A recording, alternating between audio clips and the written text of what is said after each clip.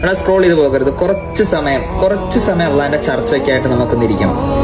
എന്തെന്ന് വെച്ചാൽ നിങ്ങൾക്കറിയോ, റസൂലുള്ളാഹിയുടെ കാലഘട്ടത്തില് സഹാബാക്കൾ ഇസ്ലാമിലേക്ക് കടന്നു വന്നപ്പം റസൂലുള്ളാഹി അടുത്ത് പറഞ്ഞൊരു വാക്കുണ്ട്.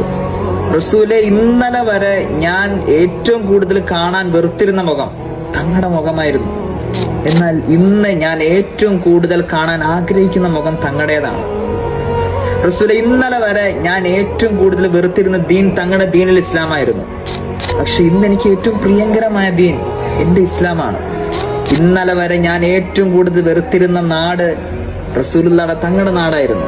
എന്നാൽ ഇന്ന് ഞാൻ ഏറ്റവും കൂടുതൽ വസിക്കാൻ ആഗ്രഹിക്കുന്ന നാട് തങ്ങളുടെ നാടാണ്. ഈ മാറ്റം എങ്ങനെയാണ് ഈ സമുദായത്തിൽ റസൂലുള്ളാഹി മാറ്റം കൊണ്ടുവന്നത്? കുറെ സംസാരിച്ചിട്ടും കുറെ പ്രസംഗിച്ചിട്ടൊന്നും അല്ല. റസൂലുള്ളാഹി വളരെ കുറച്ച് മാത്രം ഉപദേശിക്കുന്ന ആളായിരുന്നു. റസൂലുള്ളാഹിയുടെ ജീവിതം കണ്ടിട്ടാണ് അധിക ആളുകൾ ഇസ്ലാമിലേക്ക് കടന്നു വന്നത്. അതുകൊണ്ട് ദീനിലെ ഏറ്റവും വലിയ ദഅവത്ത് എന്ന് പറയുന്നത് എന്താണ്?